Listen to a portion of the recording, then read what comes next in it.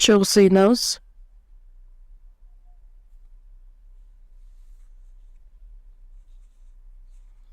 Бизди сүйгөн биздин ырайымдуу ыйык асмандагы Кудай Ата. Биз Кудайдан алыстап күнөөгө баткан адамдардан элек баардыгыбызды өзүңүз аяп, биз сизди таанып биле электе эле биз бара турган жазага тартылып, соттолуп, Ыйса Машаяк баардыгын өз мойнуна алып, аны төккөн ыйык кан аркылуу биздин күнөөлөрүбүздү түбөлүккө кечирип, кайрадан сотко келбей тургандай кылып, бизге түбөлүк өмүрдү асман падышачылыкка бара турган даңктуу үмүт бергендигиңиз үчүн баардыгына ыраазычылык билдирүү менен баардык даңктоолорду, алкышты сизге гана арнайбыз.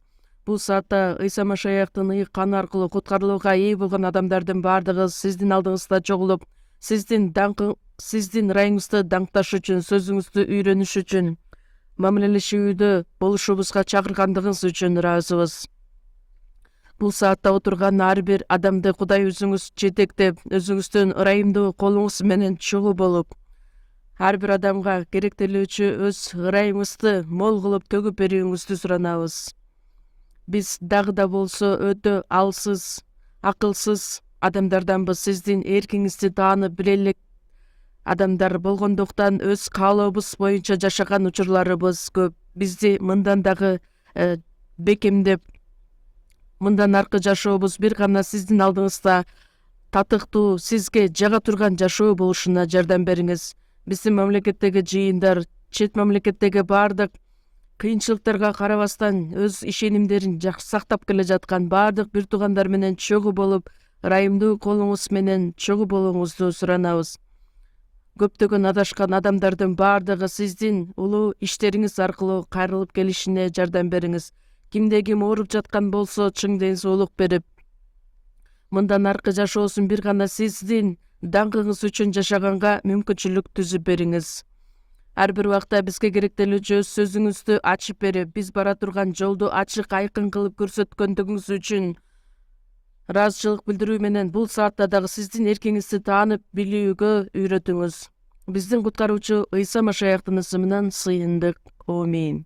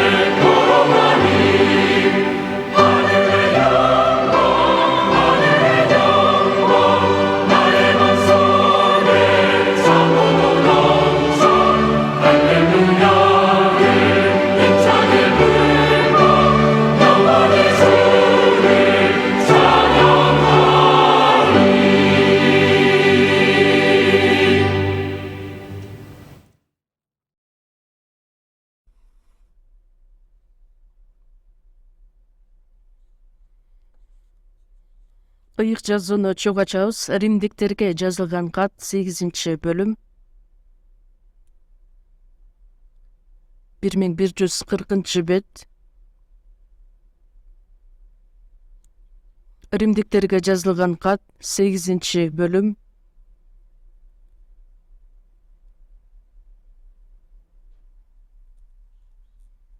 14-аят. Бир аятты чогуу окуйбуз. Римдиктер 8-бөлүм 14-аят. Анткени Кудайдын рухунун жетеги менен жүргөндөрдүн баары Кудайдын балдары. Ушуга чейин окуйбуз.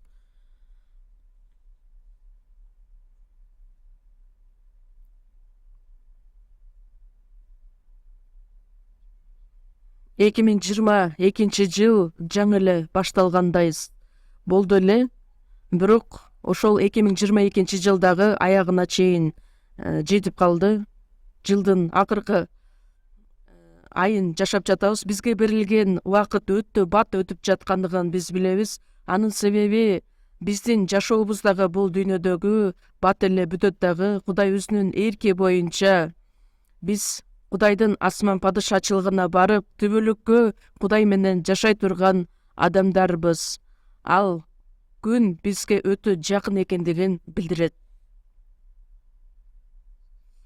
Римдиктерге жазылган кат 13-бөлүмдө айтылгандай, уйкудан ойгоно турган убакыт келгенин билишиңер керек. Анткени биз ишенип калган убакка караганда бизге куткарылуу жакын деп айтылгандай, азыр биз кайсыл убакытта жашап жаткандыгыбызды өтө жакшы билебиз. Дүйнөнүн акырында боло турган пайгамбарчылыктардын баардыгы аткарылды деп айтсак болот. Бир аз убакыт өткөндөн кийин Ыйса Машаяктын кайрадан бул дүйнөгө келе турганына дагы аз убакыт калгандыгын биз жакшы билебиз. Ошондуктан биз машаякчылар уйкудан ойгоно турган убакыт келди деп даңтоорунда айтылгандай, биздин денебиздин ойлору боюнча дүйнөнүн убаракерчилик жашоосу үчүн жашоосун бүтүрүп, бизге берилген мүмкүнчүлүктү туура пайдалануу менен жашообуздун акырында Кудайдын даңкы үчүн, Кудайдын эрки үчүн, Кудайдын бизге берген улуу тапшырмасын аткаруу менен жашашыбыз үчүн колдон келген бүт аракетти мындан дагы жакшы иш жүзүнө ашырышыбыз керекпиз. Бул жыл аягына бара жаткандыгы үчүн биз өзүбүз баа беришибиз керекпиз. Куткарылгандан кийин кандайча жашоо менен жашап келдик? Өзүбүздү текшерүү менен, изилдөө менен. Машаякчы катары Кудайдын асында туура эмес жашаган болсок, анда ошолордун баардыгын батыраак кыска мөөнөттүн ичинде оңдогонго аракеттенип, Кудайдын биз аркылуу аткаргысы келген каалоосун аткаруу менен анын даңкы үчүн жашашыбыз керек деген чын жүрөктөн каалоо болушу керек. Ошонун артында сөзсүз түрдө Кудайдын жардамы биз менен чогуу болот. Жекшемби күнү эртең мененки сааттарда биз сиздер менен Кудайдын адамдарга берген эң улуу белеги деп аталган тема боюнча көптөгөн темаларды айтып келе жатабыз. Бүгүн дагы ошол теманы улантайын деп турамын. Биз Кудайдын таң калыштуу сонун укмуштуу белегине ээ болгон адамдарбыз. Эфесиктер 2-бөлүм 8-аятта ырайымдын негизинде ишеним аркылуу куткарылдыңар. Бул силерден эмес, бул Кудайдын белеги. Кудайдын ырайымын таанып билип түшүнгөн күнү биз куткарылганбыз. Кудайдын куткарылуусуна ээ болдуңар деген сөз Кудайдын белегине ээ болдуңар дегенге барабар. Кудайдын бизге берген белеги ушунчалык керемет, укмуштуу, мындан дагы бийик, мындан дагы баалуу жок экендигин далилдейт. Ошол куткарылууга, же болбосо Кудайдын белегине ээ болгон адамдарбыз. Ал белек кандай экендигин биз күн сайын ой жүгүртүп көрүшүбүз керекпиз. Еврейлерге жазылган кат 2-бөлүм 3-аятта ушундай улуу куткарылууга ээ болдуңар деп айтылат. Ушундай улуу куткарылуу деп эмне жөнүндө айтылат? белекке ээ болдук, бирок ушунчалык чоң белекке ээ болгондуктан ага маани дагы беришибиз керекпиз. Белекти берген адамга жөн эле ыраазы гана болбостон, ошол белекти канчага сатып алды болду экен, баалуулугу канча экен деген дагы ойлор кетет го.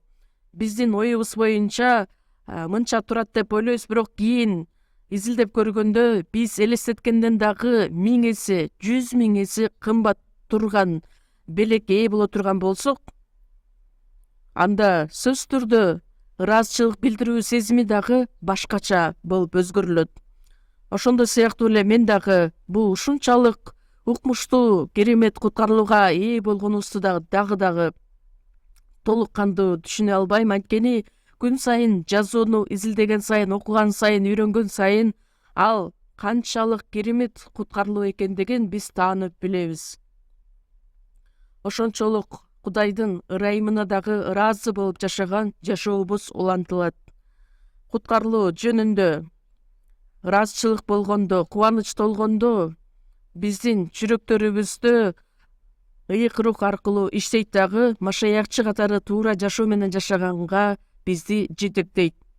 Ошондуктан куткарылдыңар деген сөздүн маанисин азыркы учурда да биздин мамлекетте, чет мамлекеттерде да көптөгөн семинарлар болуп аткан учуру куткарылган адамдар элчилердин иштери 2-бөлүмдө жазылгандай, Теңир болсо жыйынга куткарылгандарды күн сайын кошуп жатты деп айтылгандай, Ыйса Машаяктын келерин аз убакыт калгандыктан дүйнөдөгү көптөгөн адамдардын куткарылышын Кудай өзү да каалайт. Ошондой эле куткарылган адамдардын дагы чоң каалоосу деп айтсак болот. Куткарылгандан кийинки жашообуз кандай болушу керек, бул өтө маанилүү. Ал үчүн биз ээ болгон куткарылуу кандай керемет, кандай баалуу экендигин биз биринчи изилдеп көрүшүбүз керекпиз.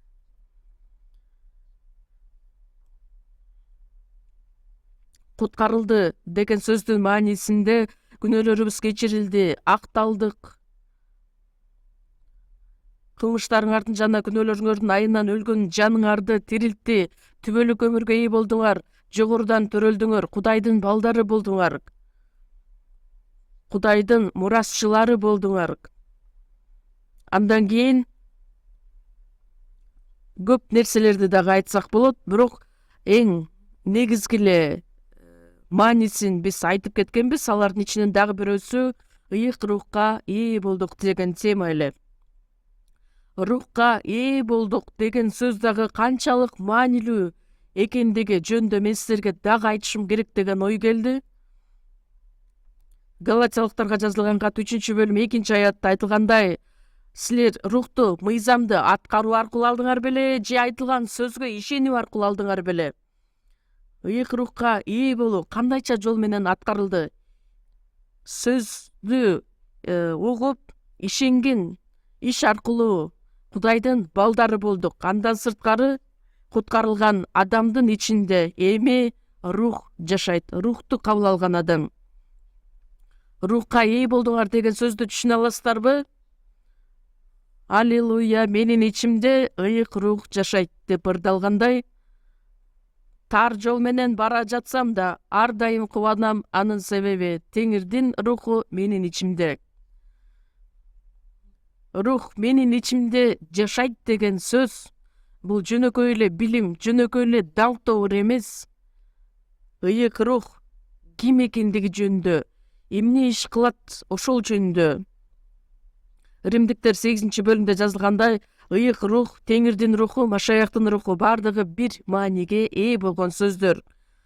Ыйса Машаяктын шакирттери 3,5 жыл бою анын жанында жүрүшкөн, Ыйсанын аткарган көптөгөн кереметтерин көрүшкөн,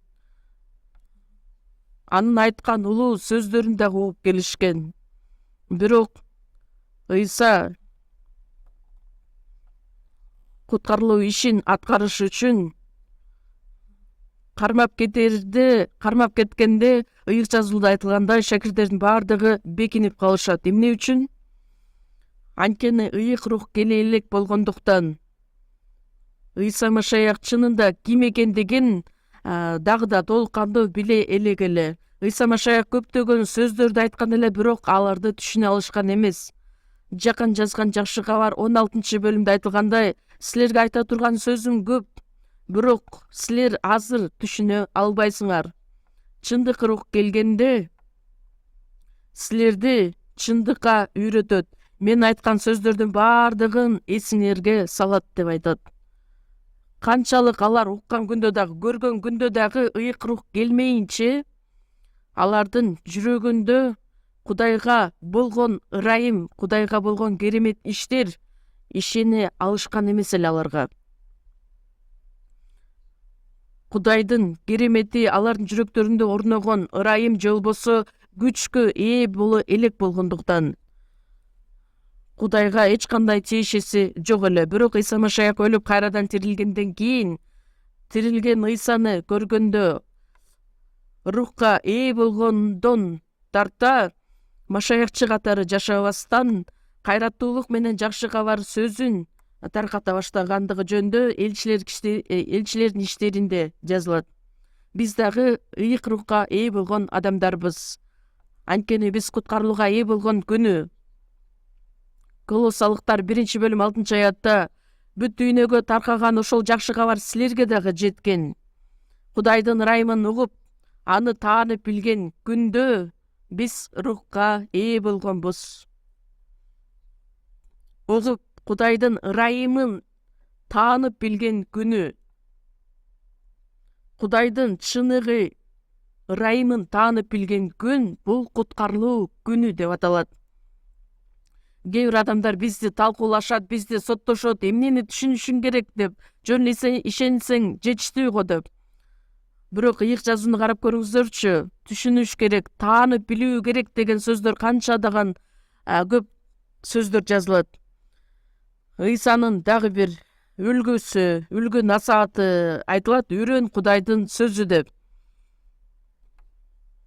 Бир үрөн таштак жолго түшүрүлөт дагы, ал жердеги үрөндө чымчыктар келип тиштеп жеп кетет. Ал сөздүн мааниси, адам сөздү угат, бирок анын жүрөгүндөгү сөздү шайтан тартып алган. Анткени адам куткарылбашы үчүн, куткарылбасын деп, шайтан дагы үзгүлтүксүз өз иштерин жүргүзөт. Ал эми жакшы жерге түшкөн үрөн сөз угуп түшүнгөн адамды билдирет. Кудайдын ырайымын таанып билип, түшүнүш үчүн ыйык рухтун жетеги керек.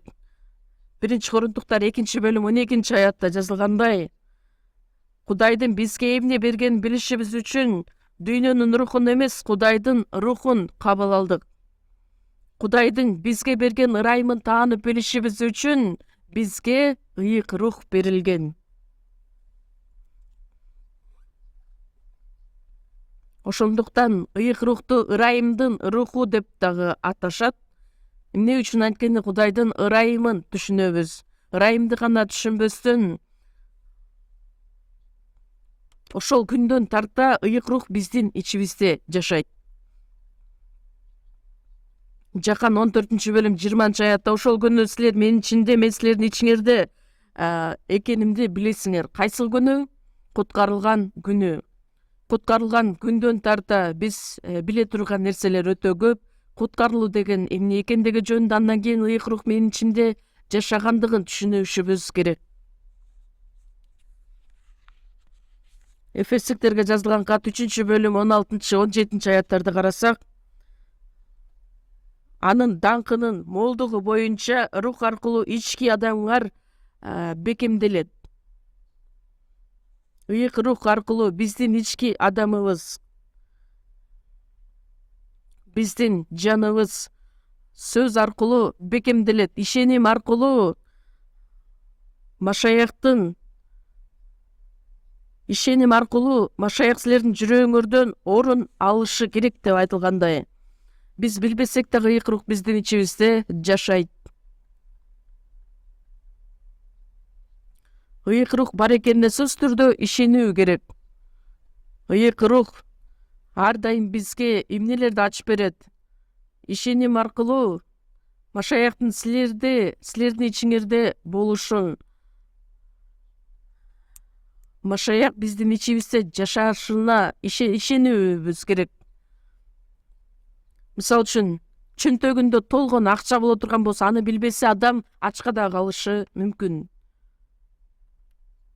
Ошондой сыяктуу эле ыйык рух биздин ичибизде бар экендигин билбесек, анда куткарылган адам дагы өтө алсыз, өтө жарды адам катары жашашы мүмкүн.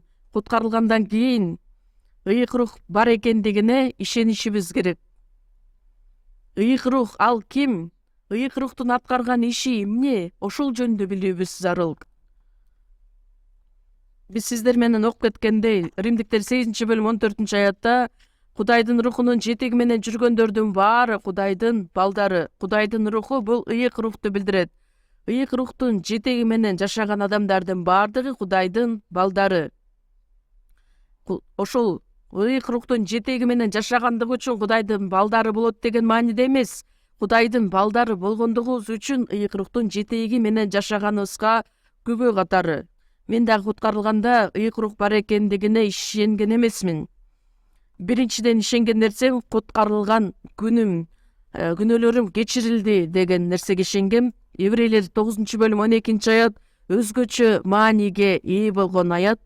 Өз каны менен бизге түбөлүк куткарылуу алып берди. Ошол нерсеге мен толук кандуу ишенгенмин. Башка нерсени билбесем дагы күнөөлөрүм кечирилгендигине ишенгенмин. Күнөөлөрүм түбөлүккө кечирилгендиктен кайрадан сотко келбейм. Күнөөсүз адам каяка барат? Тозокко барбайт. Тозокко барбаса каяка барат? Бир гана жол, ал бейиш болуп саналат. Ошондуктан эң эле биринчи түшүнгөн нерсебиз бул күнөөлөрүбүздүн кечирилгени. Күнөөлөрүбүз кечирилгенине ишенгенде күмөн санаганыбыз, шек санаганыбыз дагы жок болот. Өлсөм дагы мен Кудайдын астына барам деген ишеним, бекем ишеним болот. Ушул ишеним турбайбы, ушул куткарылуу турбайбы деген түшүнүк пайда болду. Кээ бир адамдар күнөөлөрүбүз кечирилди дейт, бирок ыйык рухка ээ боло элекпиз деп айтышат.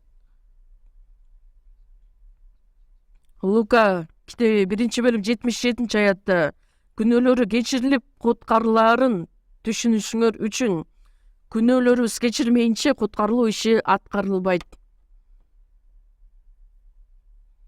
Биз жазалантырган жазага Машаяк тартылып, биз сотоло турган сот үчүн ал соттолгон. Еврейлер 9-бөлүм 22-аятта кан төгүлмейинче күнөө кечирилбейт деп айтылат. Күнөөсүз биз үчүн өлүп, ал канын төккөн элек. Жыйынтыгында биздин күнөөлөрүбүз кечирилди. Күнөөсүз биздин теңир, биз бара турган жазага жазаланып, соттолуп, анын төккөн ыйык каны аркылуу биздин күнөөлөрүбүздү түбөлүккө кечирди. Түбөлүк кечирим деген сөздүн мааниси өткөнкү, азыркы, келечектеги күнөөлөрдүн баардыгын. Матай 5-бөлүмдө айтылгандай, акыркы кадрантыңды бермейинче, кичинекей тыйынга окшогон күнөөңдөн кутулмайынча ал соттон качып кутулбайсың. Соттон качып кутулбайсың. Бирок Ыйса Машаяк биздин күнөөлөрүбүздү кичине калтырып коюп калганын кечирди беле? Жок, ал түбөлүккө кечирим алып келди. Биринчи Жакан китеби 2-бөлүм 2-аятта ал биздин күнөөлөрүбүз үчүн чалынган ырайым курмандыгы, аны төккөн кан аркылуу биз Кудай менен элдештик. Биздин күнөөлөрүбүз үчүн гана эмес, бүт дүйнөнүн күнөөлөрү үчүн чалынган ырайым курмандыгы. Биздин гана эмес, бүт дүйнөнүн күнөөсү үчүн. Жакан 1-бөлүм 29-аятта дүйнөнүн күнөөсүн өз мойнуна алат. Бүт дүйнөнүн күнөөсүн өз мойнуна алган Машаяк төккөн каны аркылуу бүт адамдардын күнөөсүн кечирип койгон. Кудай менен элдештирүү ишин аткарган. Андан дагы таң калыштуу, керемет иш жок.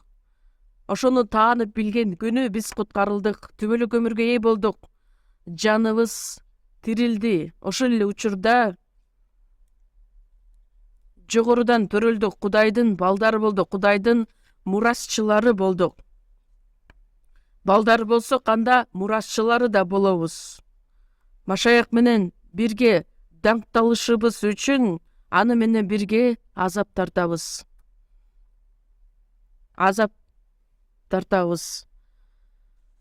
Машаяк менен чогуу даңкка ээ боло турган адамдар болдук. Периштелерден дагы жогору. Периштелер Кудайдын балдары эмес. Периштелер Кудайдын колуктусу дагы эмес. Бир гана биз Кудайдын балдары болдук. Машаяктын колуктубуз деген, мисал үчүн, аял менен күйөөсү үйлөнгөндө экөө бир деңгээлде болот. Министрдин аялы болсо, министрдин аялы деп аталат. Президенттин аялы болсо, биринчи леди, биринчи айым деп аталат. Деңгээли бир болот. Куткарыларыбыз менен биз Кудайдын, Машаяктын колуктусу болдук. Эмне үчүн? Анын сүйүүсүнө ээ болушубуз үчүн. Машаяк менен бир деңгээлге, бир укукка ээ болдук. Периштелер ал орунга, жерге бара алышпайт. Ошондуктан периштелер бизге дагы ар дайым көз артышат. 1 Петр 1 бөлүмдө айтылат: периштелер да өз көздөрү менен көргүлөрү келет. Периште бир жолу бузулган болсо, Ыйса Машаяк периштелер үчүн өз жанын берген эмес. Мурасчылары болдук. Кудайдын мурасчылары. Андан кийинки мааниси ыйык рухка ээ болдук. Ыйык рухка ээ болдук деген сөздү ыйык рух азыр каякта? Жооп бере аласыздарбы? Ыйык рух бар. Аллилуйя, сенин ичиңде бар. Менин ичимде бар. 1 Корунтуктар 6 бөлүмдө 19 аятта айтылат: денеңер силердин ичиңерде жашаган ыйык рухтун ибадатканасы экенин билбейсиңерби? Корунттагы бир туугандар куткарылууга ээ болушкан, жогорудан төрөлүшкөн ыйык рух бар аларда. Бирок бул денеси менен алар күнөө кетиришкен. Ошондуктан элчи Павыл аларды ашкерелейт. Силердин денеңер эмне экенин билесиңерби? Ыйык рух жашаган ибадатканасы экенин билбейсиңерби? Ибадаткана деген сөз эмне? Кудай бар жер. Иерусалим ибадатканасы, кайрадан Кудай ал жерде эмес. Матай 23 бөлүмдө Ыйса Иерусалимди көрүп айтат: Иерусалим пайгамбарларды өлтүргөн, жиберилгендерди ташбаранга алган Иерусалим, мына эми үйүң ээн калат. Ал айткандай, Иерусалим ибадатканасы эми ибадаткана эмес, үйүңөр ээн калат. Римдиктер келип, ошол ибадаткананы өрттөп салышкан элек. Бул дүйнөдө адам колу менен тургузган ибадаткана жок. Адамдар чоң имаратты тургузуп алып, ошол жерде жыйын деп аташат. Элчилердин иштери 17 бөлүмдө айтылгандай, 24 аятта: Кудай асман менен жерди жараткан, ал адамдын колу менен курулган ибадатканаларда жашабайт. Асман менен жерди жараткан Кудай кол менен жасалган ибадатканаларда жашабайт. Кээ бир адамдар көчөдө өзү каалагандай өз кылганын, өз каалаганын билип жашайт дагы, анан кийин жыйынга келгенде: о Кудай, саламатта турдуңузбу деп учурашат. Анткени жыйын ибадаткана деп ойлошкондуктан, анан Кудайдын эң эле көп болгон жери каяк? Кафедра деп ойлошот.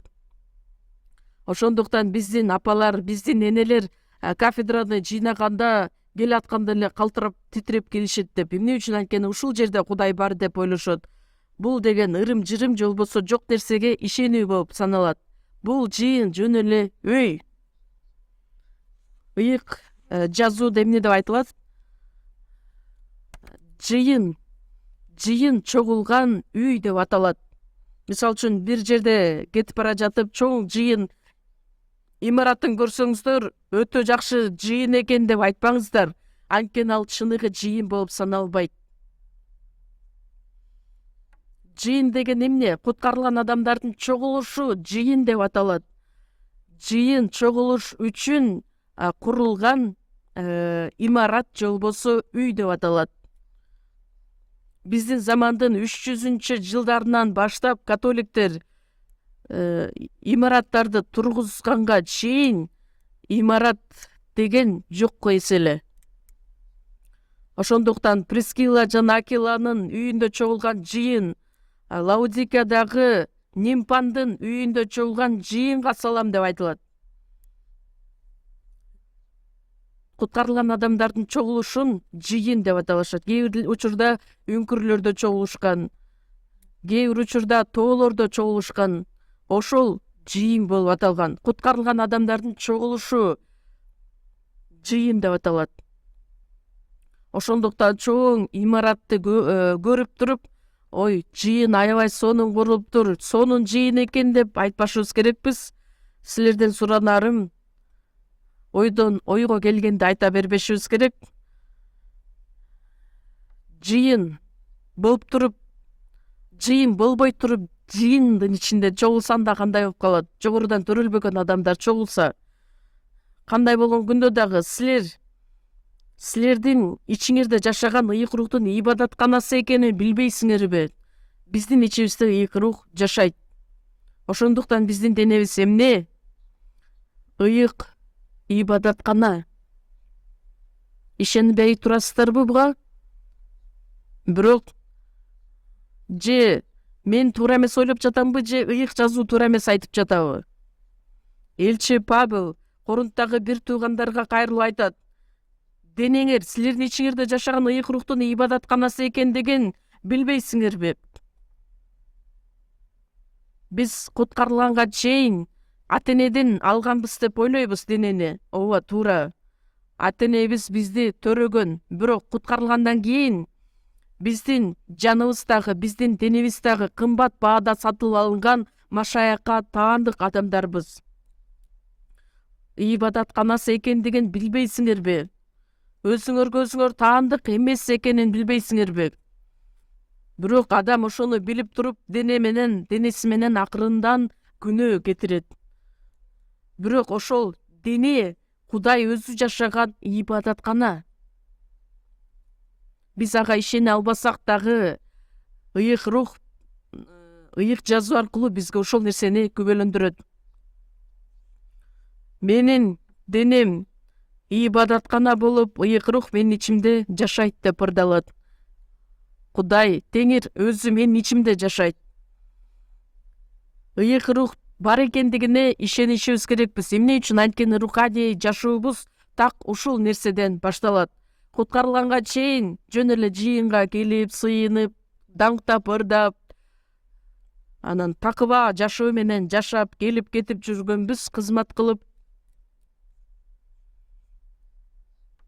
Ал руханий жашоо эмес, ал жөн гана диний, динчил адамдын жашоосу. Буддисттерди билесиздерби, канчалык Кудайга табынышат, сыйынышат, акчаларын дагы ушунчалык Кудайга арнашат.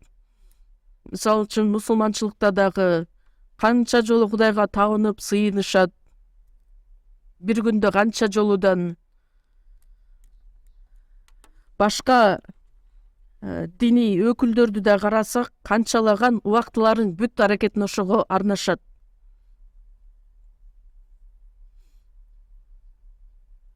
Бирок чындыгында куткарылбаган адамдардын жашоосу ал жөн гана диний жашоо болуп саналат.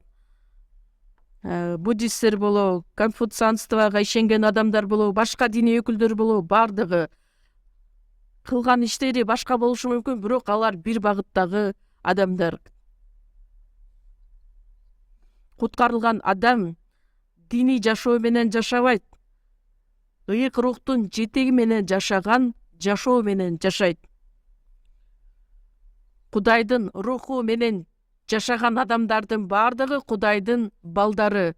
Кудайдын балдары сөзсүз түрдө ыйык рухтун жетеги менен жашаган болушат. Жыйынга келип Кудайды даңктап, сыйынып, такыбалык менен жашап, андан кийин жыйындан сырткары жашаган жашообуз Кудайга эч кандай тиешеси жок болсо, анда бардыгы жалган болот. Сыйынган учурда, даңктаган учурда Кудай ушунчалык мен менен чогуу деп ойлойт да, анан кийин сыртка чыкканда өзү каалагандай жашайт, өзүнүн жашоосун алдайт, урушат, талашат, өз билгенин кылат. Кечирип коюңуздар, бирок ал жашоо Кудайга эч кандай тиешеси жок жашоо деп айтсак болот. Элестетиңиздер, Теңир дайыма биздин жаныбызда жүрсө, шакирттерге окшоп, өзүбүз каалагандай өз билгенибизди кыла беребизби? Жок. Коркуунун дагы кереги жок болот. Шакирттер Ыйсаны өлтүрөбүз дегенде дагы Ыйсанын убактысы келгенге чейин ал өлгөн эмес. Ал көптөгөн кереметтерди аткарган. Ошол Теңирди дайыма жанында ээрчитип жүрүшкөн эле. Анын айткан сөздөрүн угуп, шакирттери 3,5 жыл бою Теңир менен чогуу жашап, көптөгөн кыйынчылыктарды да башынан өткөрүшкөн. Анткени Машаяк күндүзгү убакытта Иерусалимге барып сөз айткан, түндө болсо Зайтун тоосуна барып сыйынып, чындыгында анын баш коёрго жери дагы жок эле, убактысы дагы жок эле. Бирок азыркы учурда биз Теңирди жаныбызга алып жүргөн адамдар эмес, ичибиздеги жашаган адамдарбыз. Менин ичимде жашайт ал, Теңир. Ошол күнү мен силердин ичиңерде экенимди билесиңер. Мисалы үчүн темирди отко таштасак, ал кызарат дагы, эрит дагы ошол отко. Темир отко, от темирге кошулат. Экөө бир болот. 1-Корунтуктар 6-бөлүм 17-аятта Теңир менен бириккен адам аны менен бир рух болот. Эми мени рух менен ажыратууга мүмкүн эмес.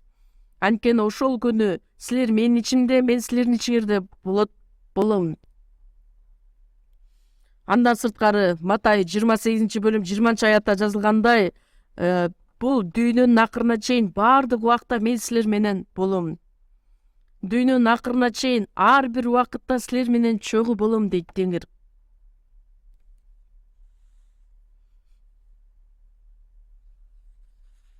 Тирүү бойдон асманга көтөрүлгөн эң эле биринчи адам бул Энох. Ал топонсу болгонго чейин эле асманга алынган. Ал өлгөн жок. Алынып кетерден мурун Кудайга жаккандыгы жөнүндөгү күбөлөндүрүүгө ээ болгон эле. Азыр дагы биз Энохко окшоп асманга көтөрүлүп кетишибиз дагы мүмкүн. Тирүү бойдон Кудайга көтөрүлөбүзбү же өлгөндөн кийин көтөрүлөбүзбү? Эң биринчиси Кудайга жаккан күбөлөндүрүүгө ээ болушубуз керекпиз. Кудайга жага турган жашоо эмне ал? Башталыш 5-бөлүмдө айтылгандай, Кудай алдында Энох 300 жыл жашады. Андан уул кыздар төрөлдү. Өзгөчө бөлүнүп кеткен эмес, тоого барып алып сыйыныш үчүн гана, жок. Ал үй бүлөлүк жашоосундагы жашаган, уул кыздарды төрөгөн. Азыркы учурда дагы өз ишибиз менен алек болуп, жумушта иштеп, бизнес кылып, соода кылып, Кудайдын астында жүрө алсак болобу? Ооба, албетте болот. Кудайдын астында жүрүү деген эмне? Кудай менен чогуу, Кудайды жаныбызда ээрчитип жүрүү эмес, менин ичимде жашаган Кудай. Ушул нерсени түшүнүшүбүз керек. Анткени руханий жашоо, Кудай менен чогуу болгон жашоо руханий жашоо деп аталат.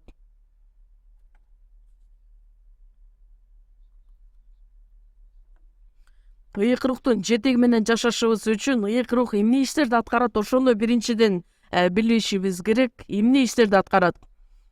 Ыйык рух менин ичимде жашайт деп коюп, анын аткарган ишин билбесек, ойлонбостон өзүбүз каалагандай жашай бере турган болсок, андан кандайча биз Кудайдын алдында жашаган адамдардан болобуз? Экинчи Корунтуктар 5-бөлүм 9-аятта элчи Павыл айтат: денеде жашасам дагы, денебизден чыгып кетсем да, же болбосо жашасам да өлсөм дагы Кудай Теңирге жагууга аракеттенем. Эмне кылбайын? Кудайга жакканга аракеттенем. Ошол Кудайдын алдындагы жашоо деп аталат. Энох асманга алынганга чейин Кудайга жакты деген күбөлөндүрүүгө ээ болгон эле. Биз дагы Кудайдын асына келгенге чейин сөзсүз түрдө Кудайга жаккан жашоо менен жашадык деген күбөлөндүрүүгө ээ болушубуз керекпиз. Башкача сөз менен айтканда, Кудайдын алдында жашообуз керек. Кудайга жагышыбыз үчүн сыйынган учурда Кудайды сүйгөндөй болобуз. Даңктаганда Кудайды даңктап, даңктоолорунун маанисин карап көрүңүздөрчү. Куткарылган адамдар уйук руктун жетеги менен кандай жашоо менен жашашты эле, ошол жөнүндө жазылган ыр түрүндө. Андан кийин адамдар ошол жака нота, мелодия киргизип, анан даңктоо ырлары жаралган. Анын мааниси ушунчалык сонун. Ар бир даңктоо ырдын маанисин карап көрүңүздөр. Кээ бир учурда сөз укканга караганда ошол даңктоо ырларынан да көп нерсени үйрөнсөк болот. Бирок даңктап жаткан адам оозу менен ушунча даңктап ырдайт, керемет Кудайдын иштерин айтат. Бирок ошол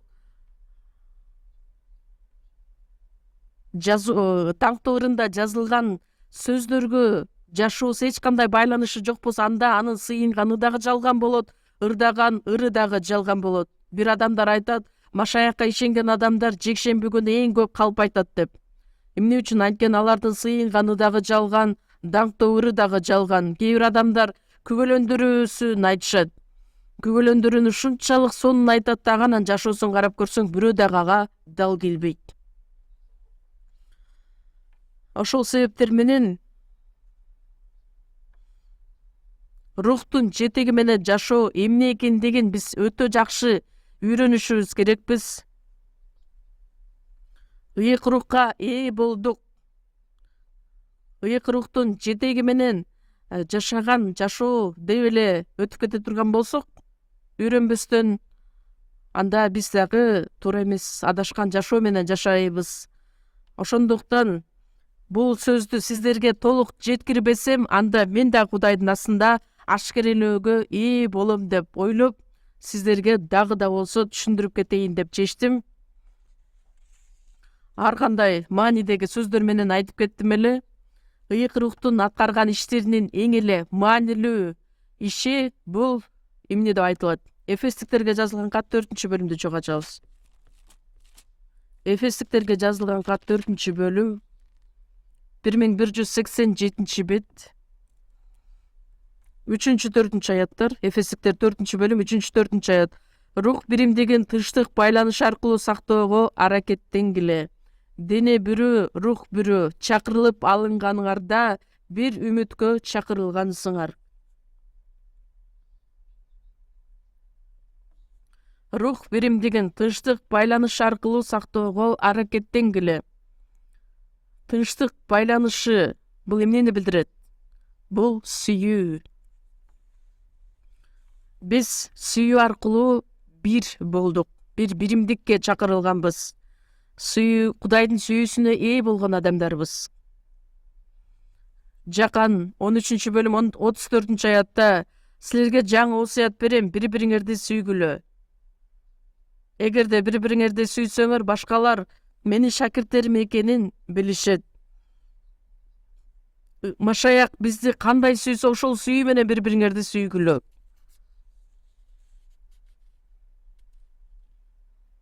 Күнөөлөрүбүздүн азабынан душман болгон бизди Машаяк биринчилерден сүйдү. Биз үчүн өз жанын берди, биз үчүн ал өлдү. Биздин күнөөлөрүбүздү эми эстебейм дейт. Машаяк бизди кандай сүйгөн болсо, ошол сүйүү менен бири-бириңерди сүйгүлө. Ошол Машаяктын бизге берген жаңы осуяты. Куткарылган адамдар өзүнүн жүрөгүнө жакпаган адам болсо, аны жек көрсө, аны соттосо, айыптаса, урушса, кээ бир учурда күч колдонууга чейин барышат. Бир туугандар бири-бирине күч колдонуу менен мушташышат. Анда аларды бир тууган деп атасак болобу? Биздин Теңир бизди кандай сүйгөн болсо, ошол сүйүү менен бири-бириңерди сүйгүлө. Анткени сүйүү байланыш аркылуу биз бириктик, бир болдук.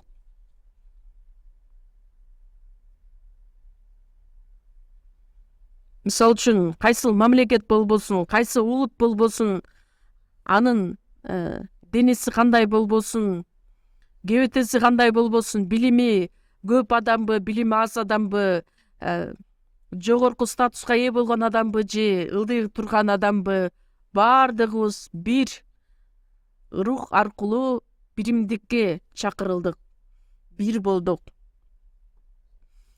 Рух биримдигин тынчтык байланыш аркылуу сактоого аракеттенгиле. Бир ырайым аркылуу, бир ишеним аркылуу, бир үмүткө, бир ыйык рух менен, бир атага баардыгыбыз бир нерсеге умтулган адамдарбыз. Рух баардыгыбызды бириктирди. Ошол нерсени бириктиргенге аракет кылгыла деп айткан жок. Рух биримдигин сактаганга аракеттенгиле, аны чачыратып же болбосо ажыратып салбагыла дейт. Мисалы үчүн, неке кыюу убактысында баланча мына экөөңөр азыр үйлөнөсүңөр. Эми экөөңөр эки адам эмес, бир денесиңер. Эми бир тагдыр менен жашай турган адамдарсыңар. Кедей болсоңор дагы кедей болуп жашайсыңар, бай болсоңор бай болуп жашай турган, кубанычта дагы, кайгыда дагы дайыма бир боло турган адамдар болдуңар. Ошол эки адамдын неке кыюусу болуп, үйлөнгөн жашоосу болуп саналат. Бир аз кыйынчылык башына түшсө, эми өзүң эле кыйнала бер, мен сен менен кайгыда жашагым келбейт деп бир шылтоону таап аттагандан эми бири-бирибизден ажырайлы деп оңой ажырашып кетишет. Неке кыюу салтанаты болуп турган учурда такыбалык менен биз кубанычта да, кайгыда дагы ар дайым чогуу, ден соолукта дагы, ооруган учурда дагы чогуу жашайбыз. Аялдын же болбосо эркектин милдетин аткарууга даярмын деп өз убадаларын беришет. Ооба деп. Кудай ал нерсени дагы көрдү. Бир аз убакыт өткөндөн кийин экөө урушуп, талашып, сен менен жашагым да келбейт, жашай да албайм деп эгоист жашоосу, өзүмчүл жашоосу көрүнө баштайт. Сүйүү эмне? Биринчиден чыдамдуу. Эмне үчүн чыдамдуу деп айтылат? Чыдамдуу болбогондуктан Кудай бизге ушунчалык чыдамдуу болгон. Эгерде Кудай биздин адамдарга окшоп касиеттерге ээ боло турган болсо, анда бир дагы адам куткарылбайт болчу. Кудайдын астында бир күн 1000 күнгө барабар 1000 жылга. Ар бир адамдын куткарылышын каалайт. Эмне үчүн анда? Машаякчылар чыдамдуу эмес болушат. Эфестиктерге жазылган кат 4-бөлүм 2-аятта баардык учурда момун, жоош жана чыдамдуу болгула. Бири-бириңерге сүйүү менен мамиле кылып, көтөрүмдүү болгула. Баардык учурда момун, жоош жана чыдамдуу болгула. Сүйүү менен мамиле кылгыла, көтөрүмдүү болгула. Биз бир аз эле туура эмес кылсак, Машаяк бизди кубалап жибереби? Жок, кубалабайт. Мисалы үчүн, бир үй бүлөдө ар түрлүү балдар бар.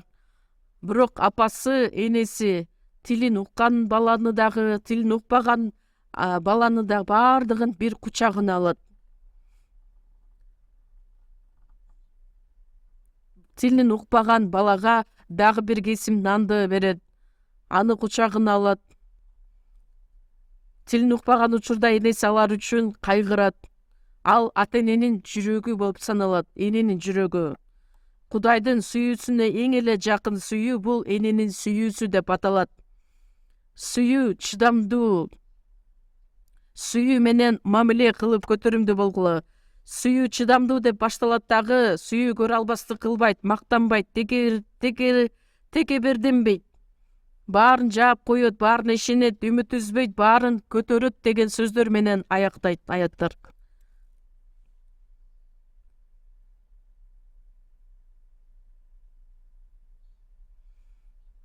Рух биримдигин тынчтык байланыш аркылуу сактоого аракеттенгиле. Биз куткарылууга ээ болорубуз менен рух бизди бириктирди. Бир Кудайга, бир туугандар менен, бир ишенимге, бир үмүткө умтулган адамдарбыз, түбөлүккө жашай турган адамдарбыз. Бардыгыбыз бир болдук. Түбөлүк бейишке барганга чейин бул дүйнөдө дагы чогуу жашашыбыз керекпиз. Машаях бизди кандай сүйгөн болсо, ошол сүйүү менен бири-бирибизди сүйүшүбүз керекпиз.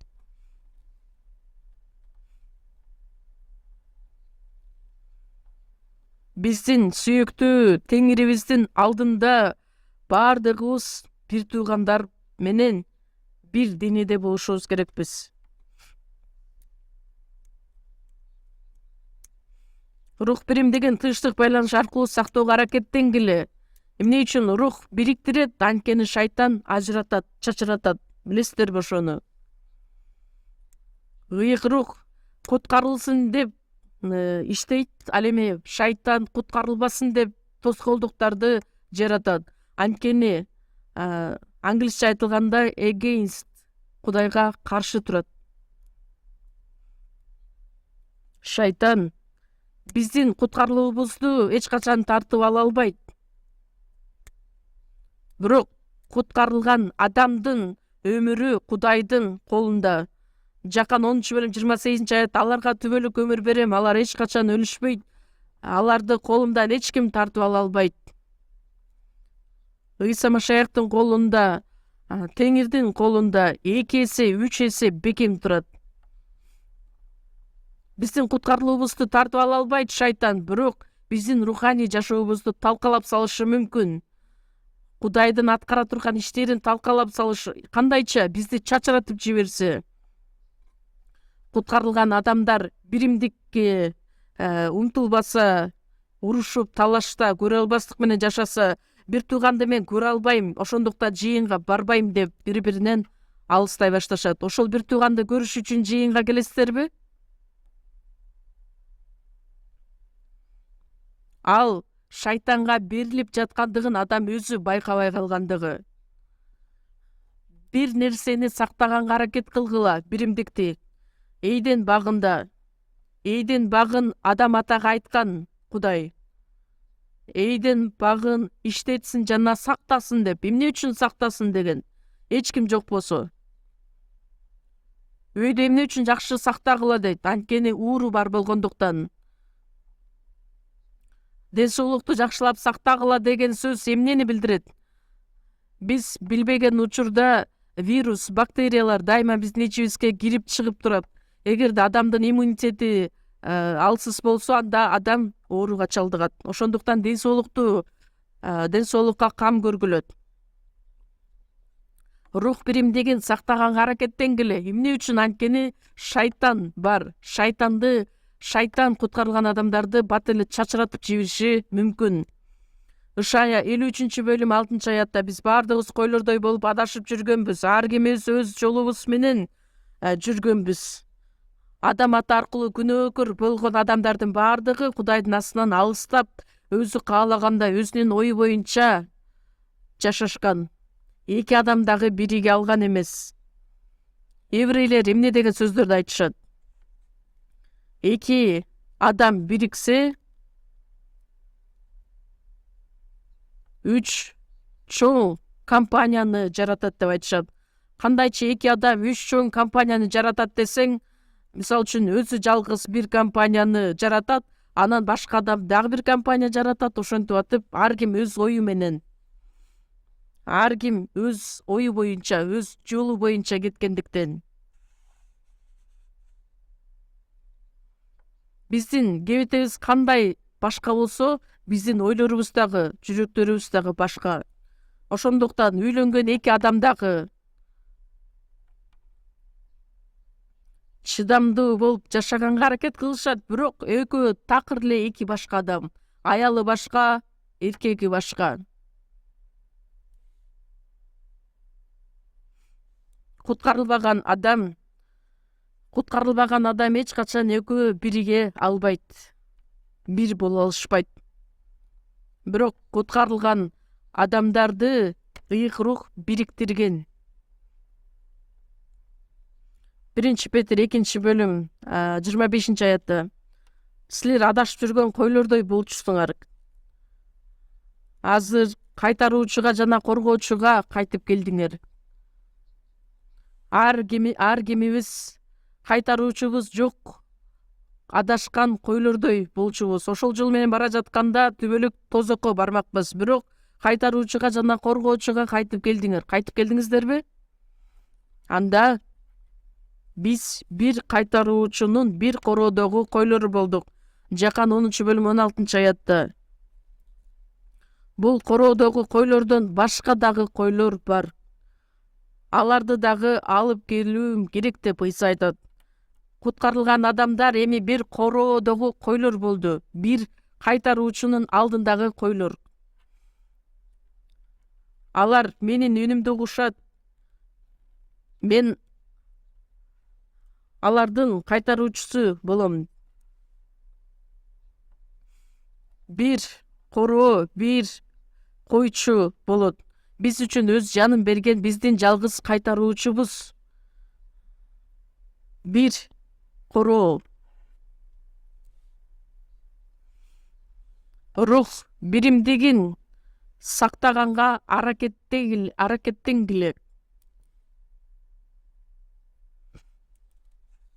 Кандай көйгөй жаралбасын, куткарылган адамдар эч качан бири-биринен ажырабашы керек. Анткени ажырап кете турган болсок, биз шайтандын ишине берилген болобуз, азгырылган болобуз. Куткарылууга ээ болоорубуз менен биздин билген нерсебиз ыйык рух бизди бириктирди. 1 Корунтуктар 1 бөлүм 9 аятта силерди өз уулу Ыйса Машаяк менен мамилелешүүгө чакырган Кудай. Машаяк менен бир мамилелешүүгө чакырды.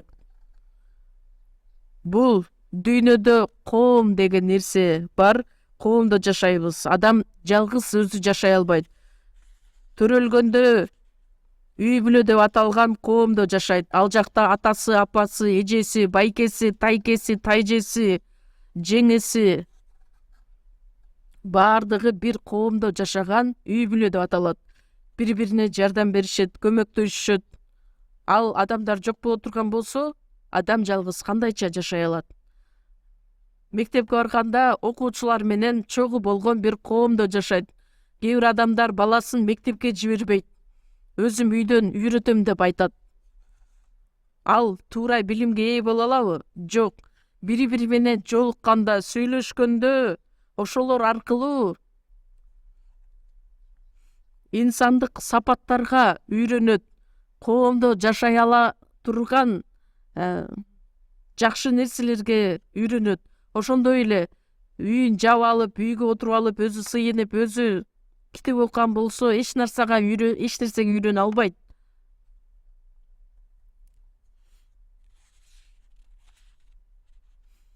Биринчи Жакан 1 бөлүм 3 аятта биздин мамилебиз ата жана уулу Ыйса Машаяк менен болгон мамилебиз fellowship, достук же болбосо мамиле деген бир маанидеги сөз. Адамдык достук, адамдык мамиле эмес. Биздин мамилебиз атабыз жана анын уулу Ыйса Машаяк менен болгон мамиле деп аталат. Ыйык мамиле. Анткени ал жакта мамиледе биздин атабыз бар, анын уулу Ыйса Машаяк бар. Биздин мамилелешүүбүздө бир гана өзүбүз гана отурабызбы? Жок, биздин атабыз ыйык рух бар. Ыйса Машаяк дагы бар. Ыйык рух чогуу болгондуктан ал күнөөнү жактырбайт. Чындыктын руху болгондуктан жалган нерсени жактырбайт. Ырайымдын руху болгондуктан уруш талашты жактырбайт. Ошондуктан Рух биримдигин сактаганга аракеттенгиле, чачыратканга болбойт. Шайтан кандай болгон күндө да ошол нерсени чачыратып жибергенге аракеттенет. Эгерде ошол чачырап кете турган болсок, мисалы үчүн бир автомобилди, машинаны жаратыш үчүн 30 миңден ашык тетиктер, элементтер колдонулат экен. Албетте моделине жараша ар кандай болушу мүмкүн, бирок негизинен 30 миңден ашык тетиктер, элементтердин баардыгы биригип анан бир машина жаралат. Эгерде ошол тетиктердин, элементтердин баарын чачыратып жиберсек, анда машина болобу, транспорт боло алабы? Жок. Куткарылган адамдар жалгыз руханий жашоо менен жашай алышпайт. Рух биримдикке чакырат. Мисалы үчүн, оттагы күйүп турган отту жалгыз бирөөнү өз алдынча бөлүп койсоңуз, бат эле өчүп турат. Өчүп калган отту бириктирсеңиз, өтө чоң жалындаган от чыгат. Бириксе эмне болот? Чоң болсо кандай болот эле? Унутуп койдуңуздар окшойт, биздин девизди. Азыр деле ошондой, чоң болсок тирүүбүз, чачырасак өлөбүз. Чоң болсок мен дагы тирүү болом, көптөгөн адамдар куткарылат. Анткени баардыгыбызды бириктирет дагы биз аркылуу куткарылган ишин Кудай аткарат. Чачырап кетсек, мен дагы өлөм, башка адамдар дагы адашышат. Менин жашоом дагы талкаланат, куткарылуу иши дагы аткарылбайт.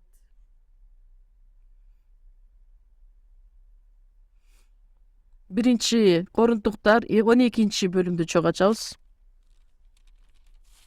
Корунтуктарга жазылган биринчи кат 12 бөлүм. 12-13 аяттарды окуйбуз.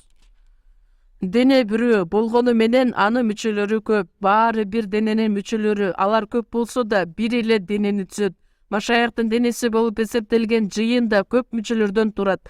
Жүйүт да, элин да, кул да, эркин адам да баарыбыз бир рухка, бир денеге чөмүлүп, бир рухтан ичкенбиз. Дене бирөө, бирок көп мүчөлөргө ээ. 12 аятта айтылат.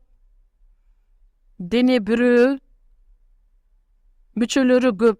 Көзүбүз бар, колдорубуз бар, буттарыбыз бар, ичибиздеги көзгө көрүнбөгөн көптөгөн органдар, мүчөлөрүбүз бар. Ошол мүчөлөрдүн баардыгы көп болгонуна карабастан бир эле денени түзөт. Машаяк деле ошондой. Куткарылган адамдар машаяк менен биригип бир дене болушту. Машаяк деген сөз майланган дегенди билдирет. Машаяк бир башчы, ал эми биз баардыгыбыз анын денесин түзгөнбүз.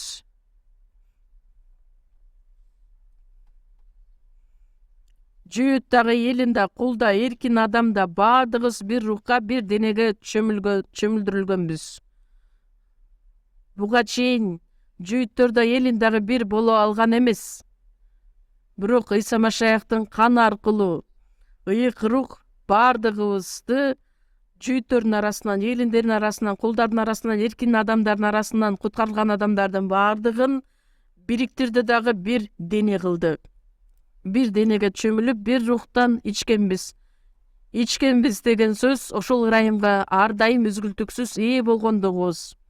Адам баласы жашоосунда үзгүлтүксүз, тынымсыз ал суу ичет. Аба менен дем алат. Ошондой сыяктуу эле куткарылган адам дагы Машаяктын, Кудайдын рухий тамагына ээ болот. Бир рухтун ырайымына ээ болот. Бир рухтан ичкенбиз. 27 аятта да окуйбуз. 1 Корунтуктар 12 бөлүм 27 аятта чогуу окуйбуз. Силер Машаяктын денесисиңер, өз-өзүн чалганда ар бириңер бул дененин мүчөлөрүсүңөр. Силер куткарылган адамдар Машаяктын денесисиңер. Баардыгыбыз биригип бир денени түзөбүз. Ал эми Машаяк ошол дененин башчысы болуп саналат. Оозу болобу, колу болобу, буту болобу? Кээ бир адамдар чыйында кандай кызмат кыласыз десе, бир тууган жооп берет: буттун манжасымын. Аялыңыз кандай кызмат кылат десе, ал манжадагы тырмакмын деп атайт. Буттагы манжабыз ушунчалык маанилүү, манжадагы тырмак дагы ушунчалык маанилүү. Чыпалагыбыз жок болсо жакшы көрүнөт деп ойлойбуз, бирок чыпалак жок боло турган болсо аткарган функциясы дагы азарат. Манжасы бирөөсү кем болсо эч нерсе болбойт деп ойлойбуз, бирок бир баланста боло албайт. Биздин мүчөлөрүбүздүн бирөөсү дагы кереги жок мүчө жок. Ошондуктан биз бир дене экендигибизди дагы унутпашыбыз керекпиз. Анткени куткарылган адам дагы жалгыз руханий жашоо менен жашай албайт. Денеде бир эле ооз боло турган болсо, бир эле көз боло турган болсо, бир эле манжа боло турган болсо, болбой калмак, баардыгы чогуу. Ошол ар бир мүчө бири-бирине жардам көрсөтүш үчүн. Матай жазган жакшы кабар 12 бөлүмдө чогуу ачабыз. Матай жазган жакшы кабар 12 бөлүм 30 аятты окуйбуз. Матай 12 бөлүм 30 аят. Ким мени менен болбосо, ал мага каршы. Ким мени менен бирге жыйнабаса, ал чачат. Ыйса айтат, ким мени менен болбосо, ал мага каршы. Ыйса эмнени аткарат? Ыйсанын аткарган ишинде биз эми чогуу болушубуз керекпиз. 1-Жакан 2 бөлүм 6 аятта Машаяктын ичиндемин деген адам Машаяк кандай жашаса ошондой жашашы керек. Машаяк эмнени аткарса, биз дагы ошондой аткарып жашашыбыз керекпиз. Мисалы үчүн, башыбыздагы нерв системасы буйрук бере турган болсо, бүт дене кыймылдай баштайт дагы, баардыгы бир тартипте иш аткарышат. Кемчиликсиз бир тартипте кыймылдай баштайт. Баш нерв системасы буйрук берсе, көз көр десе көрөт. Бутту бас десе басат. Буйрук кылгандай.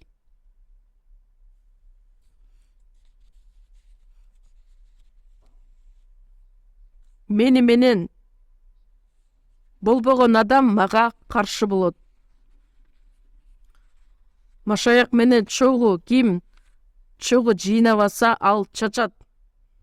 Ыйсанын аткарган иши эмне? Чачырап кеткен баардыгыбызды биримдикке чакырган, бириктирди. Ыйык рух дагы дал ушул ишти аткарат. Шайтан чачыратуу ишин аткарат. Машаяк биздин куткарылуубузду алып албайт. Бирок Кудайдын иштери аткарылбашы үчүн кандай иш кылыш керек? Шайтан чачыратып жиберсе, куткарылуу иши аткарылбай калат. Жыйындарды карасак, кээ бир адамдар өзүнүн бербегендигин, өзүнүн каалаганын кылгысы келет дагы, урушуп, талашып, жыйынтыгында ал жерде ыйык рух иштебейт. Бир жыйындарда пасторду жакшы көргөн адамдар, пасторду жаман көргөн адамдар деп экиге бөлүнүп кетишкен. Андай учурда эмне кылыш керек? Албетте, ал ишти пастор дагы жооптуу. Албетте, баардык адамдарга тиешелүү сөздөр. Ким мени менен болбосо, ал мага каршы. Ким мени менен жыйнабаса, ал чачат. Ыйсанын аткарган ишине такыр эле каршы болгон адам. Шайтан дайыма чачыратууга аракет кылат. Накыл сөздөр 18 бөлүм 1 аятта. Өз дегенин бербеген адам өз каалаганын кылгысы келет.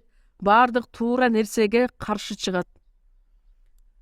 Сан көп болгон күндө гана туура окутуу деп саналбайт.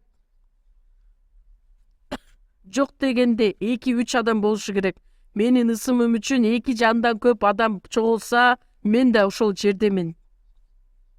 Жалгыз бир адам аркылуу жыйын курулбайт. Жок дегенде Теңирдин ысымы үчүн чогулган 2 же 3 адам болушу керек. Мен жалгыз болсом дагы теңир мени менен чогуу, албетте, бирок 2-3 адам чогулган жерде алардын арасындамын деген сөз, алар аркылуу иштеймин. Руханий жашоодо аларга жардамды берем. Мен куткарылуу ишин жакшы кабар таркатуу ишин аткарып жаткан учурда, кайсыл учурда Кудай иштейт, кайсыл учурда иштебейт экендигин жакшы көзүм менен көрүп келгенмин. Ыйык рух бириктирген биримдикти сактаганга аракеттенишибиз керекпиз. Анткени Кудайдын аткарган иши биримдикке чогултат. Үй бүлөдө деле аялы менен күйөөсү, экөөнүн мүнөзү башка, айырма болсо дагы бир болууга аракет кылышы керек. Күч жумшашы керек. Өзүнүн жүрөгүнө, көңүлүнө жакпайт деп эле алардын жашоосу дагы ажырап кетсе болбойт. Азыркы учурдагы үйлөнгөн адамдарды карап көрсөңүздөр, бүгүн үйлөнөт да эртең эле ажырашып кетишет. Анын себеби эмнеде? Эгоист, өзүмчүл болгондуктан, өзлөрүнкүн бербегендиктен. Ыйык рух иштеген жерден, коомдон ажырап кеткен адамдар бар. Биздин жыйында да ошондой адамдар болгон. Чогуу болуп жүрүп, анан өзүнүн кызыкчылыгы үчүн өз каалаганын аткаргысы келгендиктен өз алдынча бөлүнүп чогул ажырап кеткен адамдар. Баардык туура нерсеге каршы чыгат. Ошол ыйык рухтун жетеги менен жашаганды каалабаган адам. Кудай үйрөткөн акылмандыкка каршы чыккан, өзүнүн каалаганын бербеген адам. Ошол коомдон ыйык рух иштеген жерден өз алдынча кетип кала турган болсо, ал руханий жашоо менен жашай алабы? Куткарылган адамга айтат, ушул ыйык рух жетектеген бир жерде чогуу боло турган болсоң, баардыгы болот. Мага окшогон адамды эч ким тааныбайт, мен кылган иштерим дагы барктабайт деп ойлошот. Мисалы үчүн, уй чоң жаныбар, бирок анын куйругу таза эмес. Уйдун арт жагы таза эмес. Жыттанат. Куйругу менен чаап салат. Анан адамдар ойлошот, уйдун куйругу болгонго караганда тооктун башы болгонум жакшы деп. Анан өз алдынча бөлүнүп кетишет. Өзүнүн кызыкчылыгы үчүн. Андай боло турган болсо, жакшы кабар иши аткарылабы? Биздин жыйында дагы азыркы учурда жок, мурун ушундай окуялар болуп өткөн. Өзүн көрсөтүш үчүн элчилер иштеринде дагы жазылат. Өзүнүн артынан көптөгөн адамдарды ээрчилип кетет, дагы чындыкты бурмалап сүйлөгөн адамдар чыгат. Өз алдынча бөлүнүп кеткен адамдардын иштерин карасаңыздар, кийин бир жыйын чыга келбейт, тескерисинче чачырап кеткен, уруш талаш болгон нерселерди көрсөк болот. Жакан жазган жакшы кабар 11-бөлүм 52-аятты чогуу карайлы. Жакан жазган жакшы кабар 11-бөлүм 52-аят. Жакан 11-бөлүм 52-аят. Ал бир улут үчүн гана эмес, Кудайдын чачырап кеткен балдарын чогултуу үчүн да өлүшү керек болчу.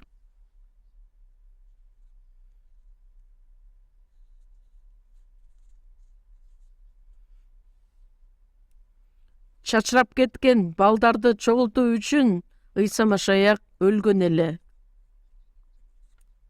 Куткарылганга чейин баардыгыбыз өз алдыбызча элек. Ар ким өз каалагандай, өзүнө жаккан жашоо менен жашаган. Эми чачырап кеткен балдарын чогултуш үчүн Ыйса өлгөн эле. Бизди куткарып алганынын максаты чачырап кеткен адамдарды чогултуш үчүн.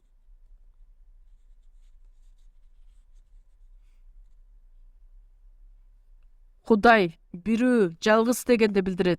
Бир рух, бир теңир, бир болуубуз үчүн бизди куткарып алган.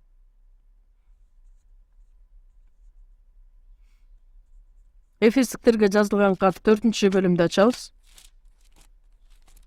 Эфестиктерге жазылган кат 4-бөлүм 11-аят.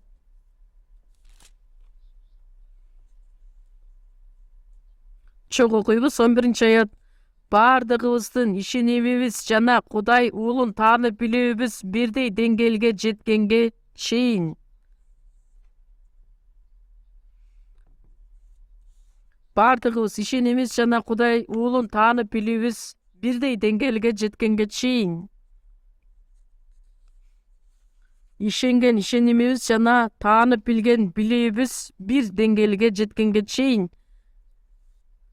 Куткарылган адам өзү жеке жалгыз жеткилең гана болбостон, жыйын дагы жеткилең деңгээлге чейин жетет. Жеткилең болгонго чейин жетет.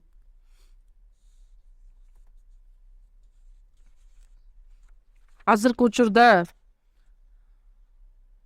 ар кандай конфессиялар, ар кандай агымдар өтө көп.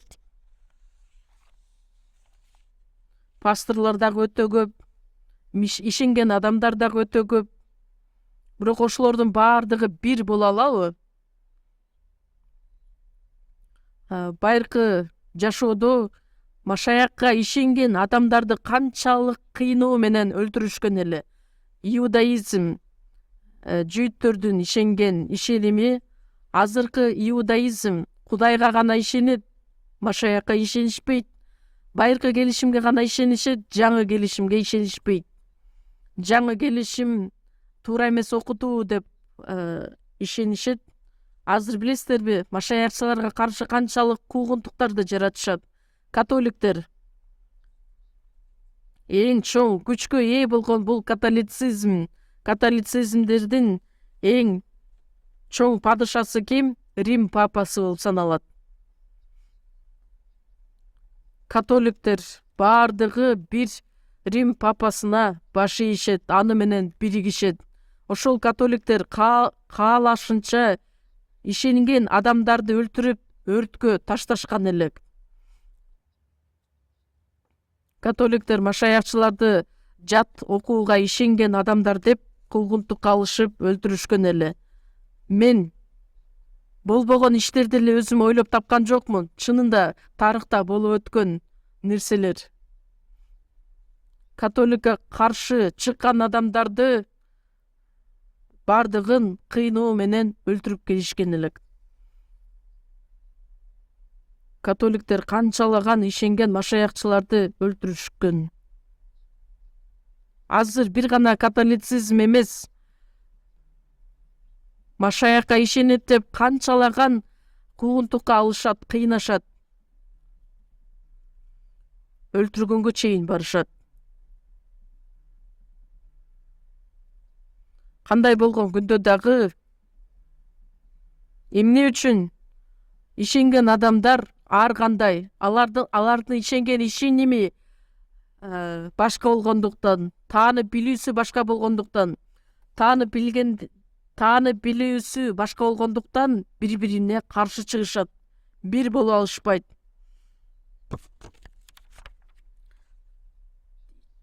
Бардыгыбыздын ишенимибиз жана Кудай уулун таанып билүүбүз бирдей деңгээлге жеткенге чейин бардыгыбыз бир ишенимге, бир билимге ээ боло турган болсок, азыркы биздин жыйындардын саны 226 жыйыныбыз бар Кореяда. 80 мамлекеттен ашык мамлекеттерде 900дөн ашык биздин жыйындар бар.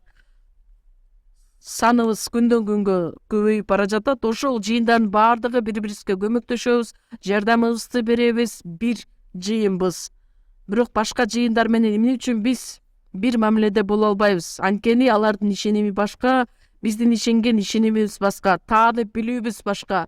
Алар бизди ушунчалык жек көрүшөт, бизди айыпташат, соттошот. Биз эмне жөнүндө айтып жатканыбызды дагы изилдебестен бизди айыпташат. Ишенген ишенимибиз, таанып билген билимибиз башка болгондуктан биз бириге албайбыз.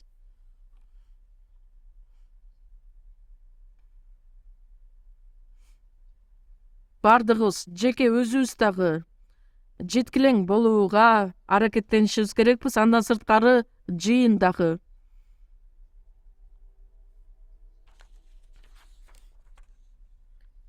Машаяктын денесин түзүүдө ыйыктарды кызмат кылууга жөндөмдүү кылуу үчүн деп айтылат.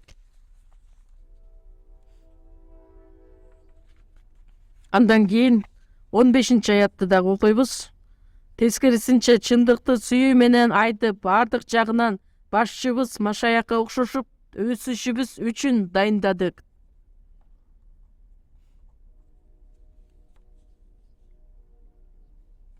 Биздин Машаяктын сүйүүсү аркылуу биз куткарылгандыктан бардык жагынан эми окшошуп, Машаякка окшошуп өсүшүбүз үчүн дайындады. Сүйүү жана чындык. Чындык жана сүйүү жагынан өсүшүбүз үчүн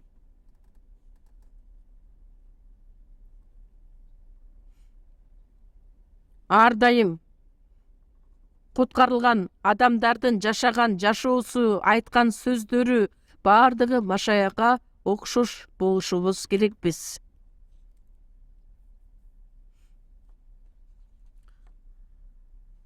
Бардык жагынан башчыбыз Машаякка окшошуп өсүшүбүз үчүн биздин башчыбыз болгон Исага окшоп окшош болушубуз керекпиз. Биздин сүйлөгөн сөздөрүбүз, аткарган иштерибиз бардыгы Машаякка окшош болушу керек. Элчи Павыл эмне деп айтат? 1-Корунтуктар 11-бөлүм 1-аятта Машаяктан үлгү алгандай эле силер да менден үлгү алгыла. Мисал үчүн печенье формасы бар го. Ошол жака печенье салсаңыз, так эле ошондой формадай печенье чыгат. Машаякка окшош болгон элчи Павыл. Машаякка окшош жашоо менен жашаган элчи Павыл.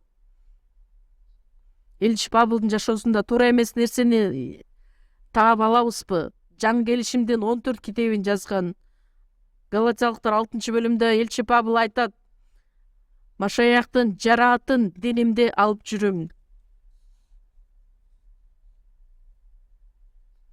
Элчи Павылдын жашоосун карап көрсөк, элчи Павылдын жашоосу аркылуу Машаяк күбөлөндүрүлгөн. Машаяктан үлгү алгандай эле силер да менден үлгү алгыла. Акырындык менен Машаякка окшош жашашыбыз керекпиз. Куткарылганына бир нече жыл өтсө дагы анын сүйлөгөн сөзү өзгөрүлбөй, жашаган жашоосу өзгөрүлбөгөн болсо, анда ал адам эмне кылышы керек? Демек, ал адам куткарылбаган же болбосо куткарылган күндө дагы бир нерседе туура эмес жашап жаткан адам. Руханий жашоодо туура жашаш үчүн тынымсыз ал сыйынышы керек, сөз угушу керек, үйрөнүшү керек, мамилелешүүдө болушу керек.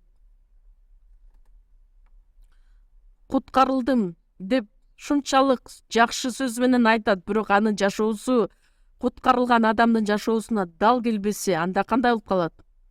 Биз тескерисинче акырындык менен Машаякка окшош болуп жашоо менен анан Кудайдын астына келишибиз керекпиз. Кореядагы кореялык цикада 9 жыл өткөндөн кийин ал куртка айланат. Ага да керектелүүчү бир процесс болуп өтөт. Ошол процесс болгондон кийин куртка айланып, анан асманга учуп кетет. Америкалык цикада 17 жыл өткөндөн кийин гана куртка айланат. Личинкасы.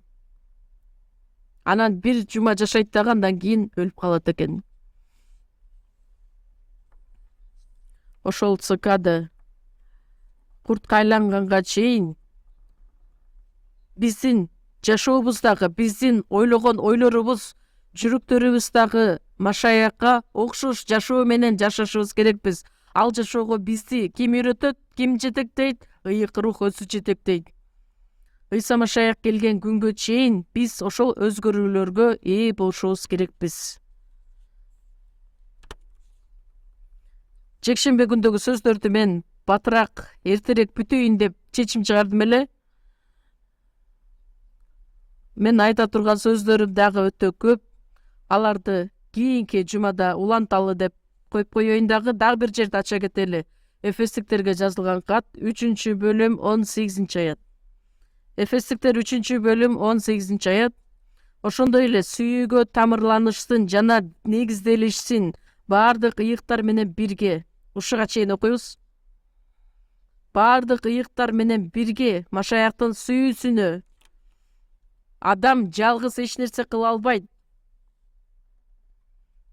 Машаяктын сүйүүсүнө ээ болуу менен бирге сөз менен жеткире алгыс Машаяктын сүйүүсүнө ээ болгонбуз. Сүйүү менен айтып бүтө алгыс Кудайдын сүйүүсү. Айкаш жыгачтагы сүйүү. Таң калыштуу, керемет сүйүү. Баардык ыйыктар менен бирге Машаяктын сүйүүсүнүн кеңдигин, узундугун биле алабыз. 1-Кориндуктар 13-бөлүмдө жазылгандай, сүйүү кандай эмне деп айтылат го? Ошол Машаяктын негизги сапаттары. Кудай God is love. Кудай сүйүү. Кудайдын кандай сүйүүгө ээ экендигин биз жазуу аркылуу биле алдык.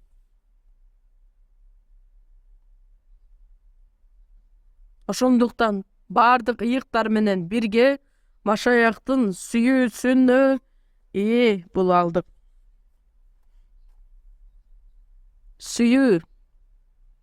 Жалгыз адам сүйүү деген китепти, романды окуп, эшиктерин жаап алып окуду деп элестетелик. Мен окуп көргөн эмесмин, бирок бир автор бар экен, ошол сөз сүйүү жөнүндө китеп жазат экен. Ошол китепти эшиктин баарын жаап алып отуруп, сүйүү жөнүндө окуп бүткөндө сүйүү эмне экендигин түшүнө алабы? Сүйүү деген нерсени сүйүп көрүү менен адам таанып биле алат. Сени билген күндөн тарта сүйүүнү дагы биле баштадым. Сүйүүнү билгенден баштап бакытты дагы биле баштадым. Сүйүүнү сүйүп көргөн адам гана биле алат. Сүйүү аткарылган жерде сөзсүз түрдө кубаныч дагы аткарылат. Жалгыз адам эч нерсени сүйө албайт. Сүйүүнүн анык негизги маанисин түшүнө дагы албайт. 19-аятта анын кеңдиги, узундугу, тереңдиги, бийиктиги эмне экенин түшүнө алышыбыз үчүн, таанып билишибиз үчүн океандан дагы терең, асмандан дагы бийик Кудайдын бизге болгон сүйүүсү. Ошондойбу? Сүйүүнүн кеңдиги, узундугу, баардык адамдарды кучагына ала турган Кудайдын сүйүүсү, узундугу, Кудайдын сүйүүсүнүн чеги жок. Бийиктиги, жылдыздардан дагы бийик болгон Кудайдын сүйүүсү. Тереңдиги, тозоктун түпкүрүнө чейин бара турган күнөөкөрдү сүйө ала турган Кудайдын сүйүүсү. Кеңдиги, узундугу, тереңдиги жана бийиктиги эмне экенин түшүнө алышыңар үчүн, акыл жеткис ошол сүйүүнү таанып билишиңер үчүн Кудайдын толуктугу биздин жүрөктөрүбүздө аткарылат. Ыйык рухтун толуктугу Кудайдын сүйүүсү менен толот. Түшүндүңүздөрбү? Ошол биздин руханий жашообуздагы эң негизги Машаякка окшош болуп жашаган жашообуз. Ошол нерсеге бизди жеткире турган нерсе бул ыйык рух болуп саналат. Ошол себептер менен ыйык рухтун жетеги менен жашоо бул эмне экендигин үйрөндүк. Ыйык рух биз аркылуу кандай иштерди аткарат, ошол жөнүндө сөзсүз түрдө биз дагы кененирээк билишибиз керекпиз. Ал нерсени сактап жашаганга аракеттенишибиз керекпиз. Сактап гана тим болбостон биримдикте болгон баардыгыбыз сүйүүнү дагы жеткилең кылганга аракет кылышыбыз керекпиз. Анын баардыгы Кудайдын толуктугу аркылуу аткарылат. Түшүндүңүздөр да? Мен жакшы айтышым керек эле. Ыйык рухтун жетеги менен жашоо мындан ары дагы жакшы үйрөнөбүз. Жөн эле куткарылдык, жогорудан төрөлдүк деп эле өзүбүз мактанып, оозубуз менен эле кыйратпастан, анын баардыгы иш жүзүндө сөзсүз түрдө аткарылышы керек. Биз эч качан эки жүздүүдөн болбошубуз керекпиз. Чогуу сыйынабыз. Биздин ырайымдуу Кудай Ата, сиз белгилеп койгон дүйнөнүн акырында дүйнөнүн көптөгөн адамдардын ичинен бизди куткарып алып, бизди айырмалап ыйыктагандыгыңыз үчүн ыраазыбыз. Биз Кудайдын эң эле улуу кымбат белегине ээ болгон адамдарданбыз. Ыйык рухка ээ болгон адамдар катары дүйнөнүн акырына чейин, жашообуздун акырына чейин бир гана чындык менен жетектегендигиңиз үчүн ыраазыбыз. Ыйык рух биздин жүрөктөрүбүздү, биздин ойлорубузду, биздин жашообузду жетектеп, биримдикке чакырган, биримдикти ар дайым жыйындын ичинде сактап жашаганга жардам берүүңүздү суранабыз. Сиздин ар бир иштериңиз биз аркылуу аткарылсын. Баардык нерсени сиздин колуңузга тапшыруу менен куткаруучубуз Ыйса Машаяктын ысымынан сыйындык. Аминь.